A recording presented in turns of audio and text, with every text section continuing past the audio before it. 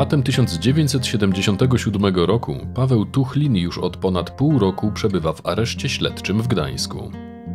Za kradzież szafy metalowej ze swojego zakładu pracy w lipcu 1975 roku oraz za kradzież z włamaniem we wrześniu 1974 roku został skazany na karę 2 lat pozbawienia wolności. Wraz z nim sądzony był elektryk, który po rzekomo wspólnie dokonanej kradzieży z włamaniem miał grozić Tuchlinowi śmiercią, jeśli ten by go wydał milicji. Na szczęście sąd uniewinnił mężczyznę od pomówienia.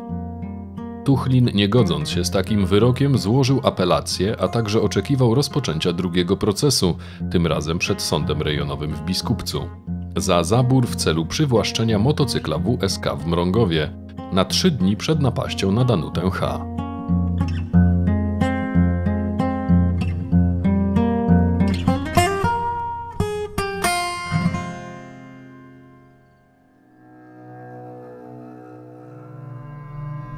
W położonym na Kociewiu Semlinie zbliża się powoli południe. Tego pięknego i słonecznego dnia 22-letnia Jolanta, na co dzień pracująca w zakładzie rolnym w Kleszczewie, postanawia udać się do lasu i pozbierać jagody. W tym celu zabiera się z jadącym do Semlina traktorem i tam, chwilę przed godziną 12, wysiada w centrum wsi.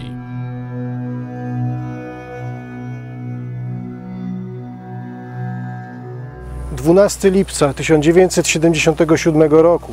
Około południa Jolanta Z. wysiadła przy skrzyżowaniu głównej drogi w Semlinie. Podążyła następnie w okolice. Dzisiaj znajduje się tam browar rzemieślniczy. W tamtych czasach był sklep GS-u i mniej więcej w tym miejscu zaczęła Jolanta podążać w stronę lasów, które są po mojej lewej stronie, gdyż chciała nazbierać sobie jagód w przerwie od pracy. Jolanta podążała pomiędzy jednym a drugim polem. Po lewej stronie, patrząc w kierunku tegoż browaru, znajdowała się łąka porośnięta trawą, natomiast po prawej znajdowała się łąka porośnięta zbożem. Jolanta dotarła gdzieś mniej więcej do tego miejsca, w którym obecnie stoję, i została spostrzeżona przez 3 osoby, przez małżeństwo i przez nauczycielkę Wandę, którzy akurat zrobili sobie przerwę przy skraju lasu. Wywiązała się między nimi bardzo krótka dyskusja na temat tego, gdzie tutaj są jagody, ponieważ Jolanta nie znała tych terenów, chciała się zapytać, gdzie może je pozbierać, i wówczas dowiedziała, że jagody rosną praktycznie wszędzie.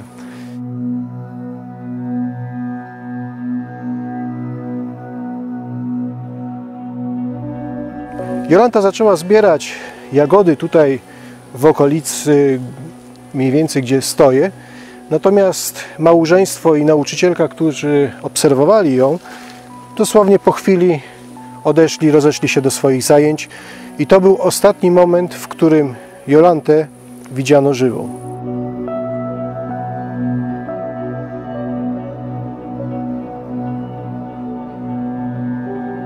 Dwa dni później jeden z mieszkańców wsi znajduje na swoim polu leżące w łanie żyta rozebrane do połowy zwłoki kobiety.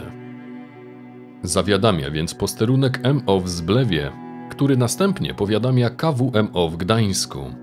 Wkrótce przybywa z Gdańska grupa oględzinowa, która niezwłocznie przystępuje do działania. Zwłoki Jolanty Z. zostały znalezione w rosnącym za mną łanie zboża. Wygląd miejsca zdarzenia pozwolił funkcjonariuszom organów ścigania wstępnie zrekonstruować to, co się tutaj stało. Otóż Jolanta po tym, gdy została prawdopodobnie gdzieś w tym miejscu zaatakowana narzędziem tempokrawędzistym w głowę, została zaciągnięta przez sprawcę w łan zboża celem dokonania na niej czynności o charakterze nierządnym.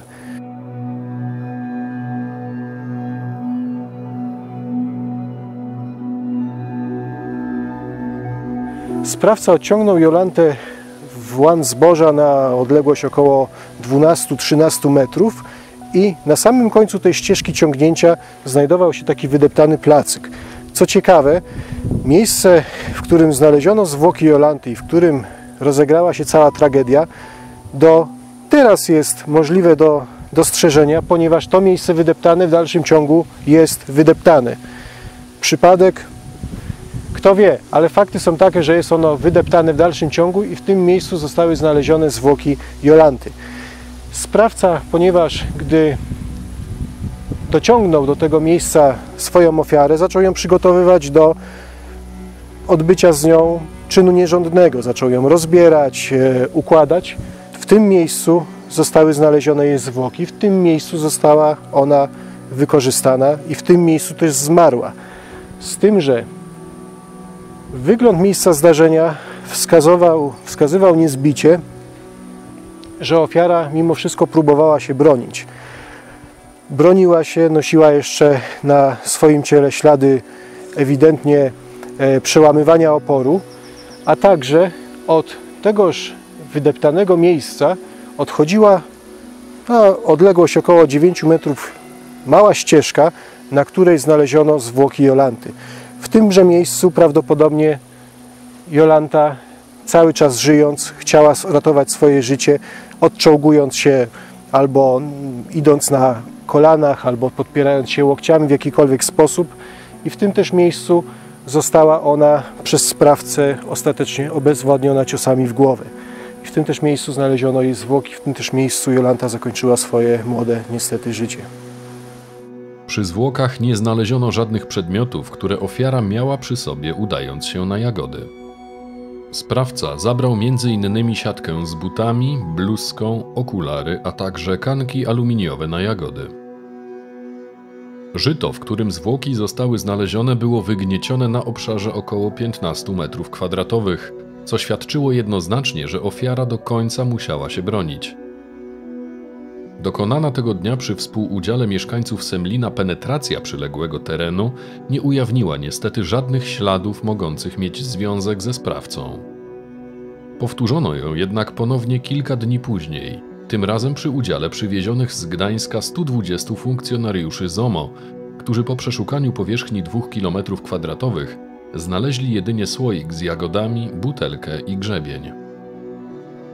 Jak wykazała przeprowadzona sekcja zwłok, sprawca zadał Jolancie 4 uderzenia w głowę ze znaczną siłą narzędziem tempokrawędzistym, prawdopodobnie młotkiem, powodując u niej rozległe, wieloodłamowe złamanie pokrywy i podstawy czaszki wraz z uszkodzeniem mózgu i opon mózgowych. Mimo niestwierdzenia u ofiary nasienia ludzkiego, ze względu na zadane obrażenia i ułożenie zwłok, przyjęto jako motyw zabójstwa tło seksualne. Zrobiło to na mnie wrażenie, bo na takim zdarzeniu, na takim miejscu zdarzenia nigdy wcześniej nie byłem. Miałem nieduży staż pracy w milicji i na takim, gdzie wszystko wskazywało, że ofiara była atakowana bezwzględnie, bo wygniecenia w zbożu, ślady krwi w poszczególnych miejscach i samo ułożenie zwłok, to musiało robić wrażenie na każdym, który był na tym miejscu i który widział to miejsce zdarzenia. Później, będąc na innych zdarzeniach, nabierałem przekonania, zresztą nie tylko ja, że mamy do czynienia z seryjnym zabójcą, który atakuje kobiety w podobny sposób. Było to ewidentne, wiadomo było, że tutaj chodzi o zabójstwie na tle seksualnym i mamy do czynienia ze sprawcą, który jest po prostu, ma jakieś schorzenia na tle seksu. Była bardzo zmaltretowana jak Irena. Nad nią się niesamowicie znęcał. Miał dużo czasu, dlatego że on wyczekiwał w sumie na tych zbieraczy jagód, bo tam siedzieli sobie na ławce, rozmawiali, ale żeby sobie po prostu mieć możliwości działania takie, na jakie on się już założył i przymierzył się do tego. No i wie pan, także Jolanta była strasznie zmaltretowała, niesamowicie. W toku przesłuchań, którymi objęto znajomych Jolanty, okolicznych rolników, Wielu mieszkańców Semlina, pracowników zakładu rolnego w Kleszczewie, traktorzystów, którzy na pobliskie pola rozwozili obornik i nawozy, natrafiono co prawda na kilka tropów, które jednak po szczegółowym sprawdzeniu musiały zostać odrzucone. Wie pan, to są tereny wiejskie. Pierwsze co było, tośmy się zainteresowali, bo ona zatrudniona była w przedsiębiorstwie państwowym w Semlinie. I proszę pana, i koncentracja, że sprawca musi pochodzić z tego terenu. No jednak figę, prawda? Szczególną uwagę poświęcono na ustalenie wszystkich osób, które znajdowały się w położonym obok miejsca zbrodni lesie.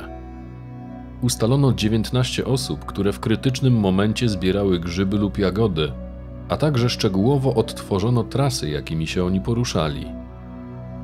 Dzięki temu ustalono, że w okolicy południa pojawił się w lesie nieznany osobnik, który wjechał do niego na czarnym motorowerze, ścieżką prowadzącą do miejsca, gdzie Jolanta była widziana po raz ostatni.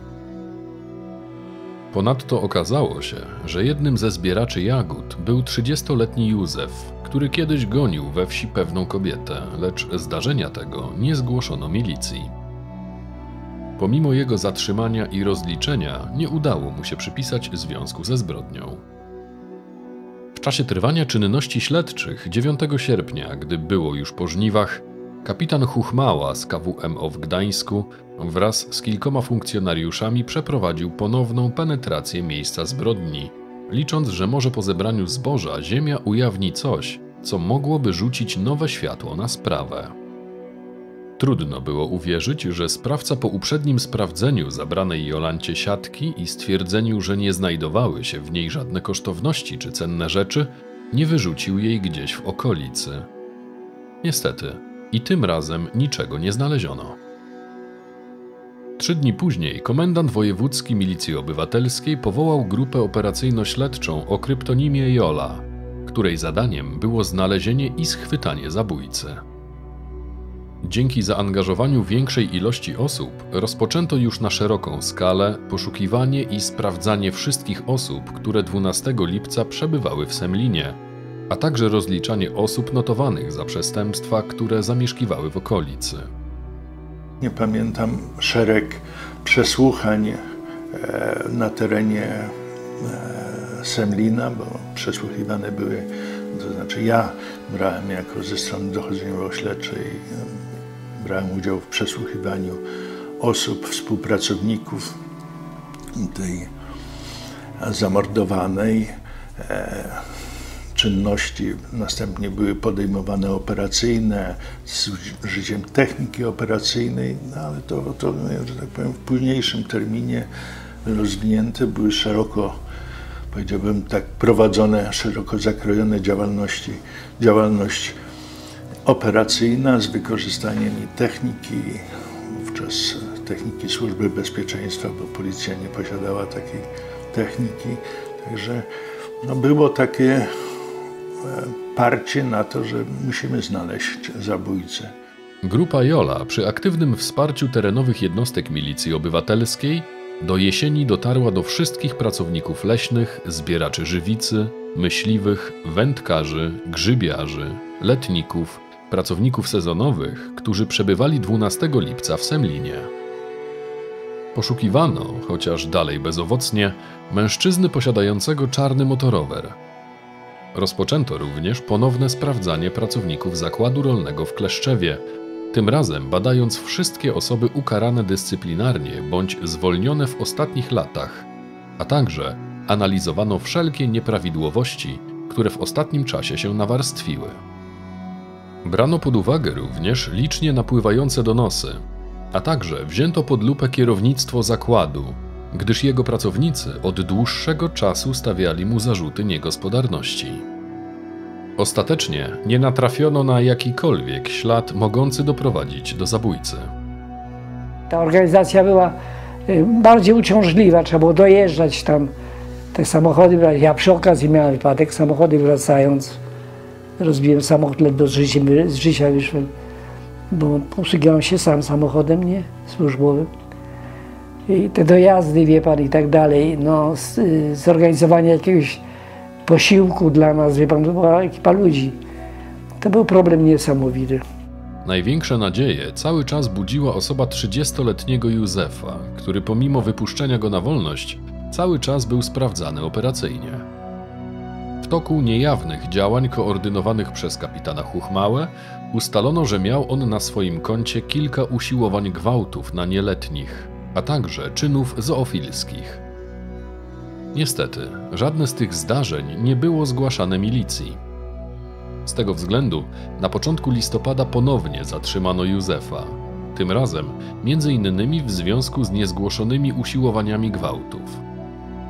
Równocześnie dokonano przeszukania u całej jego rodziny, a także przesłuchano wszystkich jego znajomych. Ponownie weryfikowano jego obecne, jak i wcześniejsze zeznania, lecz pomimo drobnych niezgodności co do dnia 12 lipca były one w zasadzie ze sobą spójne. Józef przyznał się do skłonności pedofilskich, ale zaprzeczył stanowczo, aby miał udział w dokonanym morderstwie. Jego dorosłe kobiety nie interesowały, zresztą podobnie jak jego żona. Ponadto tłumaczył, że gdy wracał z lasu, to słyszał bijące dzwony kościelne, a wtedy, jak wiadomo, Jolanta dopiero przyjechała traktorem do wsi. Ostatecznie nie udało się podważyć jego alibi, gdyż jego rodzina, a także świadkowie zeznali, że już od 12:30 był w domu, przynosząc sporo nazbieranych jagód. W tym czasie Paweł Tuchlin zostaje skazany przez sąd rejonowy w Biskupcu na karę 1 roku i 2 miesięcy pozbawienia wolności za zabór motocykla w Mrągowie. Wobec niepowodzenia złożonej przez niego apelacji i tym samym uprawomocnienia się wszystkich jego wyroków, wydany zostaje wyrok łączny. Sąd, stosując zasadę częściowej absorpcji, skazał Tuchlina na karę 3 lat pozbawienia wolności. 16 listopada wpłynęła długo oczekiwana ekspertyza daktyloskopijna śladów zebranych w mieszkaniu Jolanty, a także na przedmiotach znalezionych na miejscu zabójstwa. W przypadku przedmiotów z mieszkania wszystkie ślady należały do Jolanty i jej znajomych. Pomimo posiadania kart daktyloskopijnych wszystkich istotnych w sprawie świadków, a także znanych przestępców seksualnych, nie udało się ustalić, do kogo należały ślady na butelce, słoiku i grzebieniu, znalezione w okolicach miejsca znalezienia zwłok.